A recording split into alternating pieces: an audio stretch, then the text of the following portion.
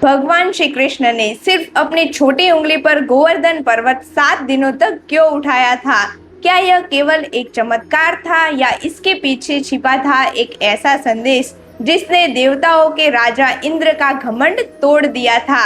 लेकिन सबसे बड़ा सवाल यह है, अगर श्री कृष्ण भगवान थे तो उन्होंने इंद्रदेव की पूजा रुकवाकर पूरे ब्रजवासियों से गोवर्धन पर्वत की पूजा क्यों करवाई?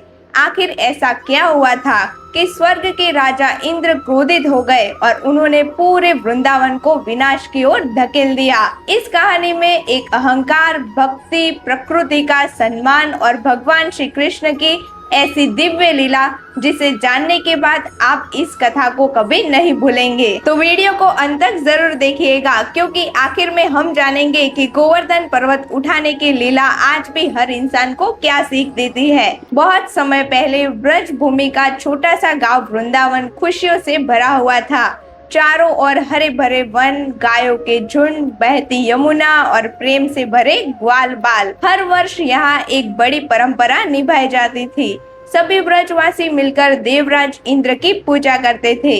उनका विश्वास था कि इंद्रदेव वर्षा करते हैं, इसीलिए अच्छी फसल और सुख समृद्धि उन्हीं की कृपा से मिलती है। पूरे गांव में तैयारियां शुरू हो जाती है। स्वादिष्ट व्यंजन बनते, मिठाइयां सजती और पूजा की सामग्री एकत्र की जाती। उस समय बालक कृष्ण भी सब कुछ बड़े ध्यान से देख रहे थे। उन्होंने अपने पिता नंद बाबा से एक सरल लेकिन गहरा प्रश्न पूछा, पिताजी, हम इंद्रदेव की पूजा क्यों करते हैं? नंद बाबा मुस्कुराए और बोले, बेटा, इंद्रदेव वर्षा के देवता है। यदि वे प्रसन्न रहेंगे तो अच्छी वर्षा होगी, हमारी गायों को चारा मिलेगा और हमारा जीवन सुखी रहेगा। कृष्ण कुछ क्षण शांत रहे, फिर उन्होंने कहा, लेकिन पिताजी, क्या केवल इंद्रदेव ही हमारी पालन करता है? हमारी गायों का घास कौन देता है? गोवर्धन पर्वत।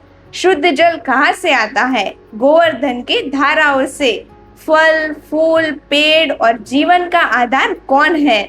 यही पर्वत और प्रकृति। यदि हमें किसी का आभार व्यक्त करना चाहिए तो सबसे पहले उस प्रकृति का करना चाहिए जो हर दिन बिना किसी अपेक्षा के हमारा पालन करती है। कृष्ण की बातें सुनकर सभी ब्रजवासी सोच में पड़ गए। पहली बार उन्हें किसी ने यह समझाया था कि सच्ची पूजा केवल भय से नहीं बल्कि कृतज्ञता और समझ से होनी चाहिए।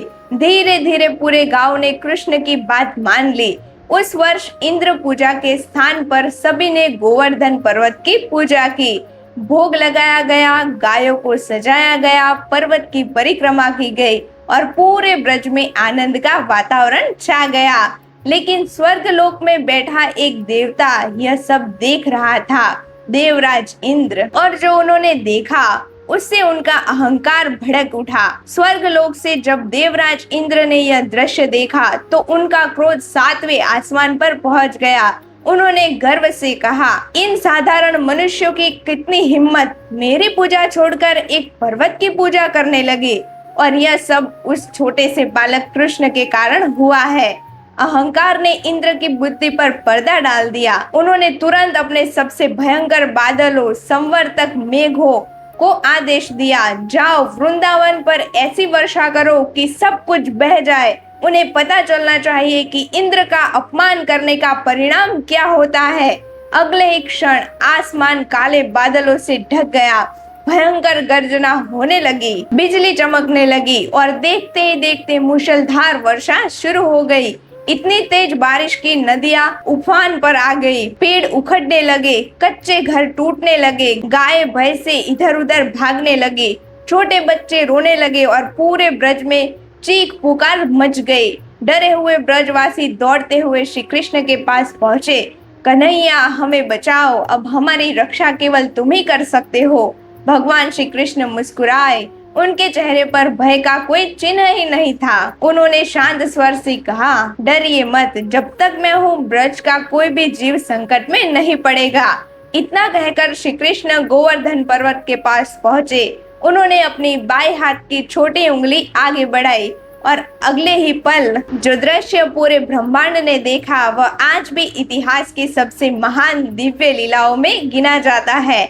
नन्हे से बालक कृष्ण ने विशाल गोवर्धन पर्वत को अपनी छोटी उंगली पर उठा लिया, मानो यह पर्वत नहीं एक पुष्प हो।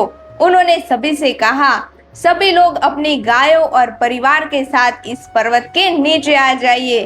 पूरा ब्रजवासी समाज गोवर्धन पर्वत के नीचे आ गया। गाय, बछड़े, बच्चे, बुजुर्ग, हर कोई सुरक्षित था। बाहर लगातार प्रलय जैसी वर्षा हो रही थी, लेकिन पर्वत के नीचे सब शांत था। एक भी बूंद किसी को छू नहीं पा रही थी। एक दिन बीता, फिर दूसरा, तीसरा, और देखते ही देखते पूरे 7 दिन और 7 रातें बीत गई। भगवान श्री कृष्ण बिना थके, बिना डरे उसी छोटी उंगली पर गोवर्धन पर्वत धारण किए रहे। ब्रजवासी आश्चर्यचकित थे। उन्हें अब सब समझ में आने लगा था कि उनका कन्हैया कोई साधारण बालक नहीं है। उधर इंद्र लगातार वर्षा करवाते रहे, लेकिन जितनी अधिक वर्षा होती उतना ही स्पष्ट होता जा रहा था कि उनकी शक्ति श्री कृष्ण के सामने कुछ भी नहीं है। आखिरकार देवराज इंद्र का अहंकार टूट गया। उन्होंने वर्षा रुकवा दी। आकाश साफ हो गया। सूर्य की किरणें फिर से वृंदावन पर चमकने लगी। तब भगवान श्री कृष्ण ने धीरे से गोवर्धन पर्वत को उसी स्थान पर स्थापित कर दिया। इसके बाद इंद्र स्वयं स्वर्ग से उतरकर श्री कृष्ण के सामने आए। उनके चेहरे पर अब क्रोध नहीं बल्कि पश्चाताप था। उन्होंने हाथ जोड़कर कहा, प्रभु, मैं अपने पद और शक्ति के घमंड में अंधा हो गया था। मैं आपको पहचान नहीं पाया। मुझसे बड़ी भूल हो गई। कृपया मुझे क्षमा करें। भगवान श्री कृष्ण ने मुस्कुराते हुए उत्तर दिया, जिस शक्ति से अहंकार पैदा हो जाए वह शक्ति नहीं कमजोरी बन जाती है। सच्चा महान वही है जो विनम्र रहे और अपने सामर्थ्य का उपयोग दूसरों की रक्षा के लिए करे। इंद्र ने सिर झुका लिया। उस दिन उन्हें समझ आ गया कि संसार में सबसे बड़ा कोई पद नहीं है, सबसे बड़ी है विनम्रता। इस घटना की स्मृति आज भी पूरे भारत में गोवर्धन पूजा बड़े श्रद्धा और उत्साह में मनाई जाती है।